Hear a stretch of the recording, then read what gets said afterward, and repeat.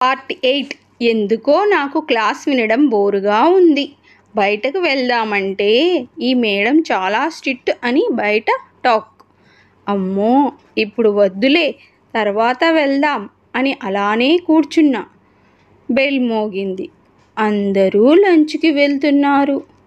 ఏంటే, హాస్టల్కి రావా అన్నది గీత. మీరు వెళ్ళండి, నాకు ఆ హాస్టల్ ఫుడ్ నచ్చదు అన్నాను. సరే అనుకుంటూ గీత, సుప్రజ వెళ్ళిపోయారు. నేను వెళ్ళి క్యాంటీన్కి వెళ్ళి సాంబార్ అన్నం చెప్పి కూర్చున్నా. నాకు ఇక్కడ ఉండాలని లేదు. అమ్మ, నాన్న గుర్తుకు వస్తున్నారు. కానీ నేను ఇప్పుడు తిరిగి వెళ్ళలేను అనుకుంటూ ఆలోచిస్తూ కూర్చున్నా. సాంబార్ అన్నం వచ్చింది. తింటున్న అప్పుడే మనోజ్ వచ్చి, ఏంటి ధరణి, ఇక్కడ ఉన్నావా? నీకోసం కాలేజీ మొత్తం వెతికాను తెలుసా అన్నాడు. ఎందుకు మనోజ్ అన్నాను. అమ్మ నిన్ను సాయంత్రం ఇంటికి తీసుకొని రమ్మన్నది. చికెన్ బిర్యానీ చేస్తుంది అంట అన్నాడు సంతోషంగా.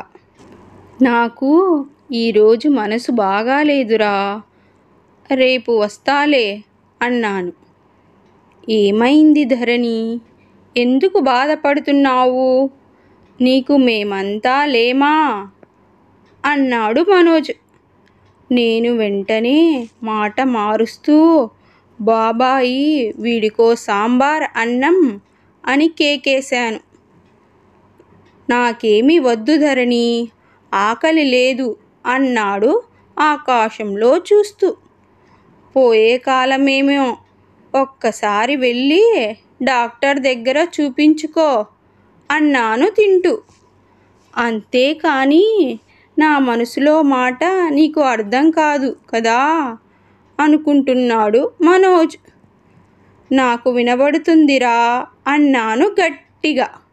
నీకు వినబడాలనే చెబుతున్నా అన్నాడు. ఏం చెప్తున్నావు అన్నాను చెయ్యి కడుక్కొని వచ్చి. అది ఏం లేదు ధరణి, మన నీరజ్ గాడు లేడు, వాడికి జ్వరం వచ్చిందంట పాపం. ఫోన్ చేస్తే వాళ్ళమ్మ చెప్పింది అన్నాడు మనోజ్. అయ్యో అవునా, మన ఫ్రెండ్కి జ్వరం వస్తే అంత నిమ్మలంగా చెబుతున్నావేంటిరా? పద వెళ్దాం నీరజ్ వాళ్ళ ఇంటికి.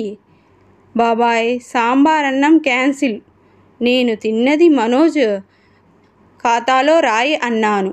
అదేమిటి, నేను తినొద్దు అన్నాడు మనోజ్. ఒక్క పూట తినకుంటే చావవులేరా, వచ్చి బండి ఎక్కు అన్నాను. నీకేం, కడుపు నిండా తిన్నావు, అందుకే అలా మాట్లాడుతున్నావు అంటూ గొనుక్కుంటూ బైక్ ఎక్కాడు మనోజ్. ఒరేయ్, ఇప్పుడే చెప్తున్నా, గట్టిగా పట్టుకొని కూర్చో, నువ్వు కింద పడితే నాకు సంబంధం లేదు అన్నాను. మనోజ్ నన్ను పట్టుకున్నాడు. నేను గట్టిగా మనోజ్ చెయ్యి మీద కొట్టి, నన్ను కాదు బే, బండిని పట్టుకో, కూర్చో అన్నాను.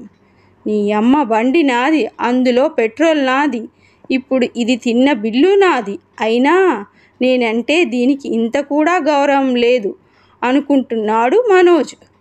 మాటలాపి, నీ దగ్గర ఎంత డబ్బు ఉంది చెప్పు, అయినా నిన్ను అడగడం దేనికి, ఇటు ఇవ్వు పర్సు అని బండి ఆపి పండ్లు ఆమె కాడికి వెళ్ళి, చూడండి అంకుల్, నీతో బేరం ఆడను, నా ఫ్రెండ్కి జ్వరం వచ్చింది, పాపం వాడు అనాథ, వాడికి ఎవ్వరూ లేరు, మా క్లాస్ మొత్తం తలా కొన్ని డబ్బులు వేసుకొని వాడికి హాస్పిటల్కి తీసుకెళ్దాం అనుకున్నాము, కానీ పండ్లు కూడా కావాలి కదా, అందుకే తీసుకుంటున్నా. ఇప్పుడు పండ్లు కొంటే హాస్పిటల్కి డబ్బులు సరిపోవు అన్నాను మనోజ్కి కన్ను కొడుతూ. అవును అంకుల్, పాపం వాడికి ఎవరూ లేరు అన్నాడు. పాపం పండ్లు అమ్మే అంకుల్ నిజం అనుకొని నమ్మేసి డబ్బులు ఏమీ వద్దులేమ్మా, పండ్లు తీసుకోండి వెళ్ళండి, నేను మనిషినే, నా వంతు సహాయం చేస్తాను అంటూ అన్ని రకాల పండ్లు కవర్లో వేసి ఇచ్చాడు. ధన్యవాదాలు అంకుల్ అంటూ గట్టిగా కౌగిలించుకున్నాను అంకుల్ని. అబ్బా, ఎంత ఛాన్స్ కొట్టేశాడు అంకుల్ అనుకుంటూ మనోజ్ నన్నే చూస్తూ నిలబడ్డాడు. చూసింది చాలే గాని వెళ్దాము అన్నాను బండి స్టార్ట్ చేస్తూ. వెళ్దాం అన్నట్లు బండి ఎక్కి కూర్చున్నాడు మనోజ్. ఇదే ఇల్లు, పక్కకు పెట్టిరా అంటూ బైక్ దిగాడు మనోజ్. నేను బైక్ పక్కకు పెట్టేసి లోపలికి వెళ్ళాను పండ్లు తీసుకొని. ఆంటీ, మేము నీరజ్ క్లాస్మేట్స్, నీరజ్ని చూడడానికి వచ్చాము అన్నాడు మనోజ్. హాయ్ ఆంటీ, మీరు చాలా అందంగా ఉన్నారు అన్నాను. ఆంటీ నవ్వుతూ, మీ అంకుల్ కూడా రోజు అలానే చెప్తారమ్మా అన్నది. అంటే అంకుల్ కూడా నాలాగే రోజు అబద్ధం చెప్తున్నాడన్నమాట అనుకుంటూ లోపలికి వెళ్ళాను. నీరజ్ పడుకొని ఉన్నాడు. ఏంటి బామర్ది, ఒక్కరోజుకే జ్వరం వచ్చింది, ఏంటి సంగతి అన్నాను. నువ్వు ముందు బామర్ది అనకు, కావాలంటే రా అను అన్నాడు కోపంగా. అబ్బా, ఫీవర్లో కూడా కోపం వెదవకి అన్నాను. సరే కానీ ఎందుకు వచ్చారు అని అడిగాడు నీరజ్. నీకోసం అంత దూరం నుండి కాలేజీకి బంకు కొట్టి మరీ వస్తే మాకు ఇచ్చే గౌరవం ఇదేనా అన్నాను ఏడ్చినట్టు నటిస్తూ. అయ్యో అది కాదు ధరణి అంటూ ఏదో చెప్పబోతున్నాడు నీరజ్. ఇంకా ఒక్క క్షణం కూడా ఇక్కడ ఉండొద్దు మనోజ్, మనం వెళ్ళిపోదాం పదా.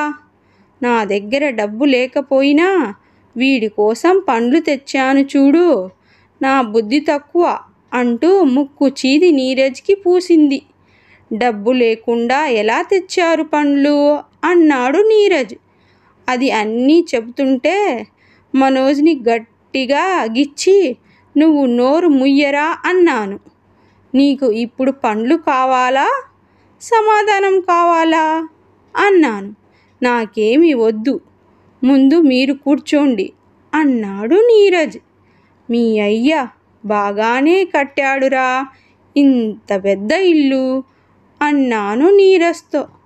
మా నాన్న ప్రభుత్వ ఉద్యోగి, నెలకు 1,00,000 రూపాయల జీతం అన్నాడు.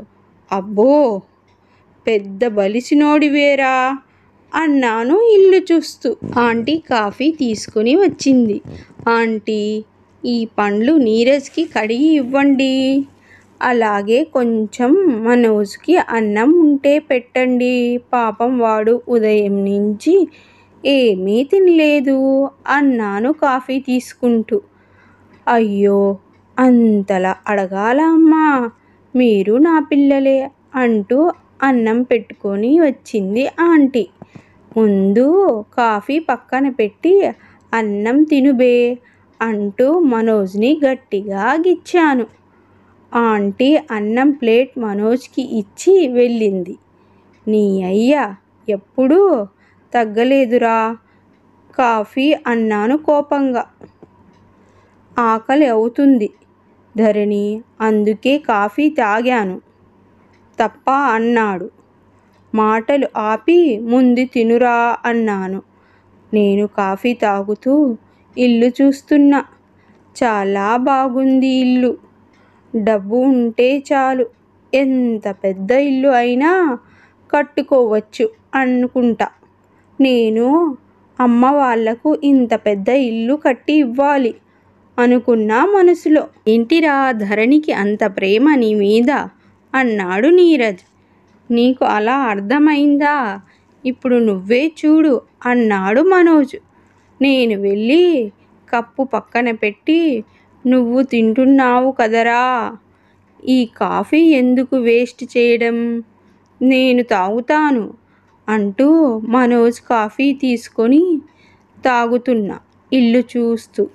ఇప్పుడు అర్థమైందా దాని ప్లాన్ అన్నాడు మనోజ్. అది నువ్వు ఎంగిలి చేసిన కాఫీరా.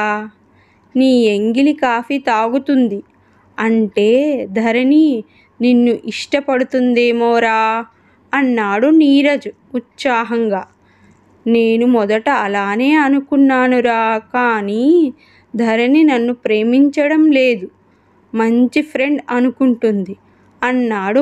అన్నం తినకుండా పక్కన పెట్టి నువ్వెందుకురా అంతలా బాధపడుతున్నావు అని అడిగాడు నీరజ్. నేను ధరణిని మనస్ఫూర్తిగా ప్రేమిస్తున్నానురా. నా ప్రేమ విషయం చెప్తే నాతో స్నేహం కూడా చేయదని భయంగా ఉందిరా అన్నాడు మనోజ్ బాధపడుతూ. ఏం బాధపడుకులేరా, ఎప్పుడో అప్పుడు నీ ప్రేమ ధరణికి అర్థమవుతుంది. ఇంకా 3 సంవత్సరాలు ఉంది మన చదువు పూర్తి అవ్వడానికి.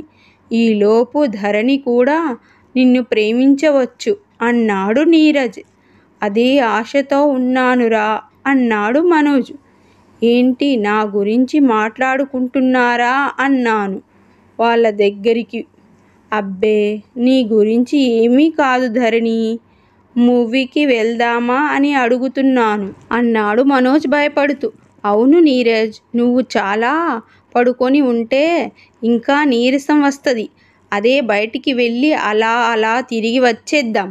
ఆ తర్వాత నువ్వే అంటావు నేను పడుకోను అని అన్నాను. నాకు ఓపిక లేదు ధరణి, నేను రాలేను అన్నాడు నీరజ్. నువ్వేం మాట్లాడకు. ఇంకా మనోజ్ నువ్వు వెళ్ళి చెయ్యి కడుక్కొని రాపో అన్నాను. మనోజ్ వెళ్ళి చెయ్యి కడుక్కొని నీళ్లు తాగి వచ్చాడు. నీరజ్ నువ్వు పైకి అంటూ లేపి నేను మనోజ్ చేరో పక్క నీరజ్ని పట్టుకొని బైక్ మీద కూర్చోబెట్టాము.